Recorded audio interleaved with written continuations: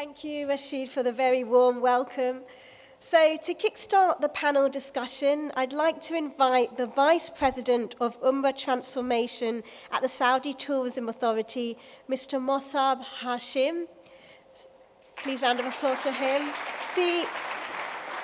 CEO and co-founder of ntam, Mr. Ahmed and the Chief Tourism Officer at Mossaab, part of Almosafer, Mr. Fahad Alobailan, to join me as I moderate the panel on digital experience like never before. Please take your seat.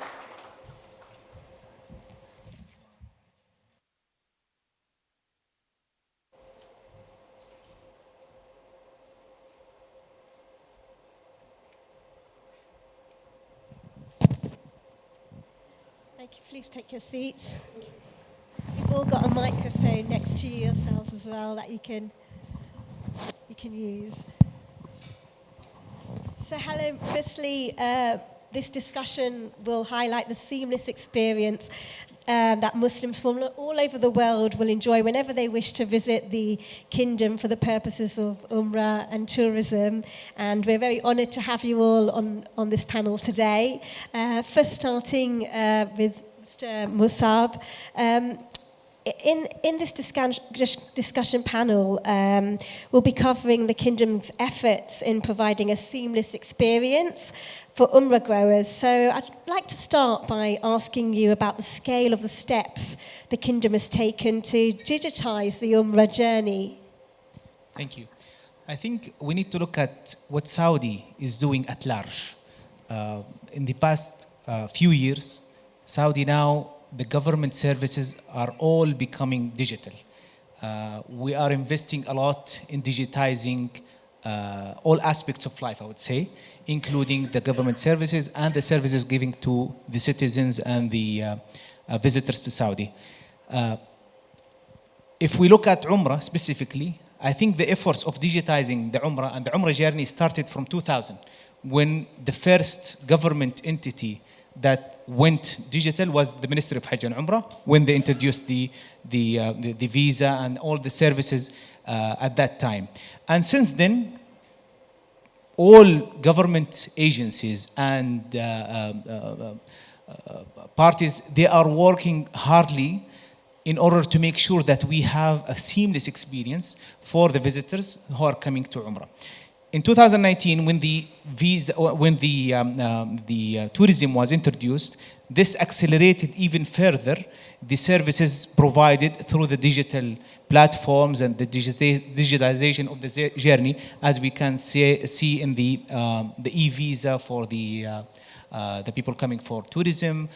We can see it also in the booking, ease of booking, ease of accessibility in the airport, in booking the Umrah ritual through the app of Nusuk. So it's a continuous journey that will continue, and the limit is I would say it's limitless.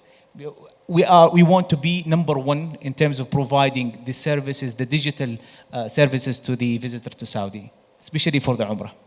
Yeah, and mashallah, you're doing some brilliant developments there, which you should be proud of, mashallah. And let me please ask Mr. Ahmed from ntam Group about the most prominent technological facilities that are provided by the Kingdom to European Muslims who want to make the Umrah journey. Okay, thanks for the question. So it's a really important part. It's not, I would say, not only European, but most of the Umrah visitors. Let's start with defining the difference between digitization and digital transformation.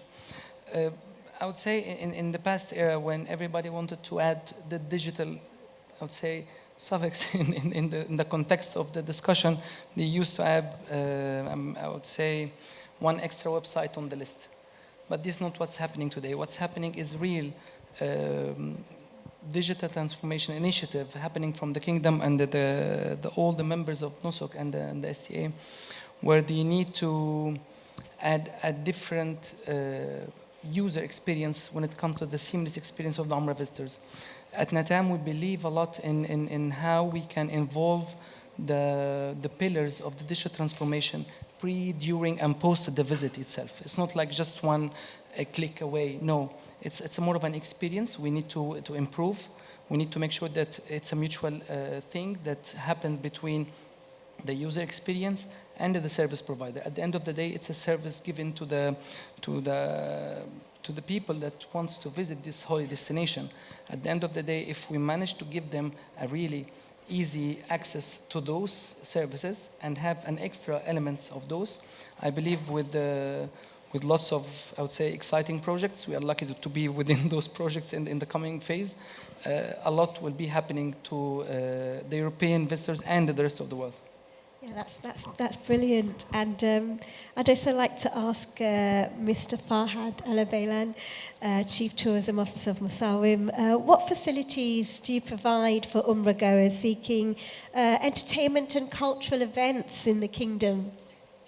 Yeah, thank you very much. I think as Mr. Mossaab said in the beginning, as a private sector, we are trying to follow the government revolution that's already happening in the tourism sector.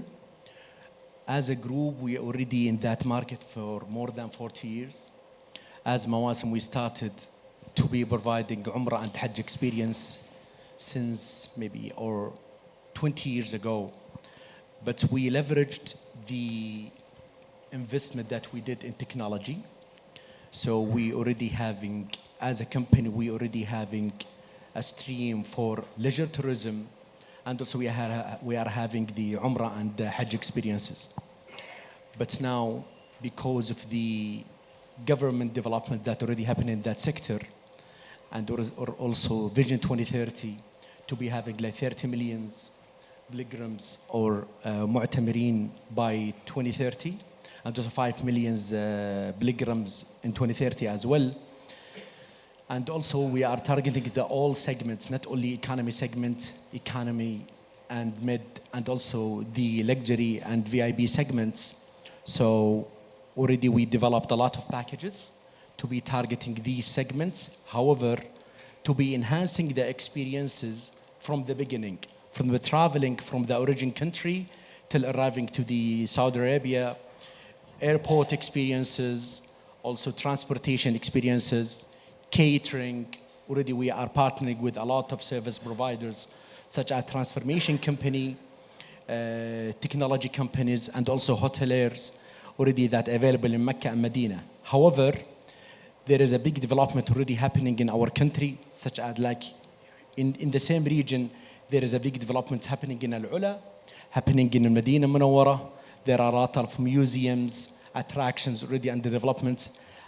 I'm sure that some of you went to Samaya, our partner Samaya company, that already having a lot of development in Ghar Hira and Jabal Thor. So these kinds of experience already developed, and already we provide these experiences to our partners and our clients. However, I think in the coming years, we'll be having like more experiences, more products to be fulfilling the demand of the Muslims communities in different places in the world. Thank you, Mr. Fahad. Now returning to you, Mr. Mossaab, how does Nusuk platform help European Muslims perform Umrah rituals? To start, I think Nusuk is not a brand, a regular brand. It's a very unique brand because it promises two things. It promises a one-stop shop, and it promises to become the single source of truth. And this is what we based on research, we saw that these are the two most important things for the visitors when they come to Saudi. So behind that brand, we have a lot of government entities working toward making sure that we have a seamless experience, starting by the Ministry of Hajj and Umrah, Ministry of Tourism, Ministry of Transportation, and the Saudi Tourism Authority, and in addition to that, even the authorities within Mecca and Medina, like the Royal Commission of Mecca and Mukarramah and the Holy Sites, Mecca City and the Holy Sites, the Medina Development Authority. All of these entities are behind that brand to make sure that we have a seamless experience. The experiences that we are going to provide are coming in phases. We started last year by giving an easier way to digest the different I would say visa types that was there in the market. As we go, we are going to introduce more and more services. Minister of Hajj and Umrah is working on more than 40 services to be provided to the end user, to the visitor to Saudi, to the people who are visiting the Haramain, to the people who are coming to the airport, in collaboration with all other entities, in addition to the private sector and the third sector as well.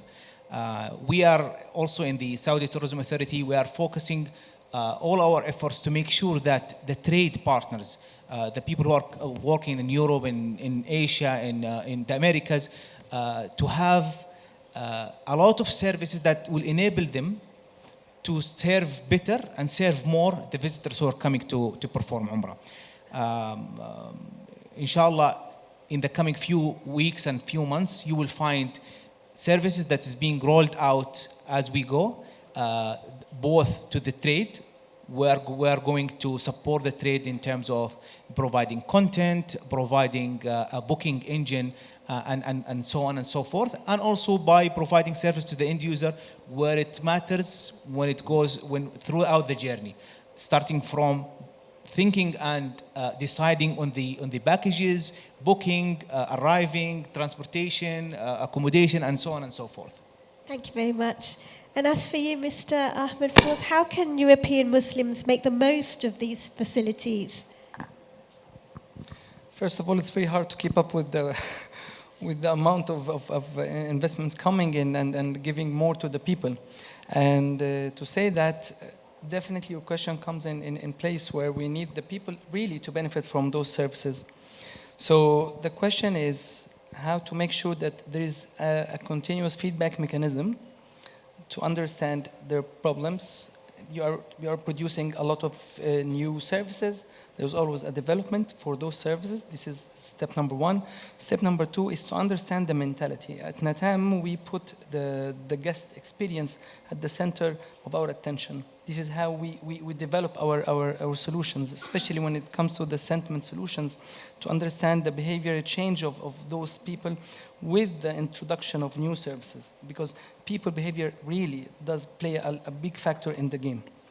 So to understand that, we are always working on deploying a lot of new solutions to come to back up those service inclusion levels, to understand how we can always improve them and how we can make sure that they really get the best, I would say, maximum benefit out of it. Thank you very much. And Mr. Fahad, what are your future plans for developing and improving the services provided for Umrah goers?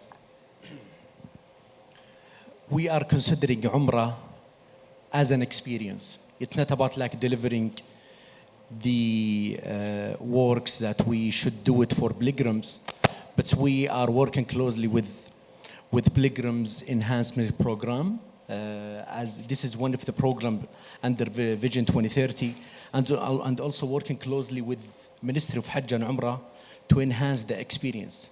And honestly, what we are feeling as a private sector, there is a big development that already happening from the ministry. And sometimes, previously in our culture in Saudi, always private sector is faster than the government. But now, frankly speaking, the government is very fast and they want to develop. And I think one of the big, excellent example that already happening now is Ministry of Hajj and Umrah. And we are appreciating these efforts. There are many streams they want to cover to be enhancing these experiences. And absolutely, we as a private sector, we are going to invest a lot to be enhancing these experiences. To be having the right offering when it's come to the hotels and rooms in Mecca and Medina. This is first. We are investing in transportation to be having the right transportation tool between airports, also the land borders. In addition to that, we already signed an agreement with SAR organization to be having train tickets to be part of our packages. And also, we just having a license to be having B2C Hajj experience, to be targeting Euro market and also US markets. And these markets will be impacted by having like very excellent packages, and it will be reflected to other pilgrims as well. The transfer, and the good thing about the other DMOs, for example, Royal Commissioning of Al-Ula, now they are expecting and they are asking for Umrah plus packages they want to consider Al-Ula to be part of any Umrah plus packages, and this request coming from them. And also Riyadh, also there are a lot of transformation already happening in different cities of Saudi Arabia, and we are considering to be adding these packages to be part of these packages. So what I want to say, we are trying to enhance the experience by covering the full experience from A to Z for any pilgrims. Even the level of quality is enhanced big time when it's come to the catering now in Mecca. Now we could see like a lot of global chains will be opening their hotels in Mecca and Medina, and there are a lot of developments will be happening in different cities. Thank you. Thank you. And lastly, Mr. Mossaab, how will these updates, and I'm sure many others to come, be reflected in the Umrah goer's journey? So the visitor will have an app, and this app will be their companion. It will take them through each and every step of the journey. These, I would say, stations within the station, within the journey, will be enhanced by digital solutions. And this is a collaborative effort between all entities, including the private sector like Saudi Airlines, Flynas, and other commercial activities, just to make sure that you have one device in your hand that you can follow through the whole journey, including the ritual performance and F&B choices, shopping experiences, enriching experiences in terms of visiting museums, visiting the historical sites. So the future is to have everything held in your hand, in your device, and that's why we see a lot of, I would say, transformation in the visitors who are coming with smartphones, where they can install that app and can reap the benefit of whatever the ecosystem is providing them. Thank you. And I just want to say everything that you've all spoken about today has been very, very inspiring. It's great to see all these amazing developments. And I'd like to thank each and every one of you all again, for your contributions and all your wonderful work as well. And that concludes our first panel for today. We'll be going on to the next panel soon, but let me thank you all again, and a big, huge round of applause for all of our panelists here today. Thank you very much.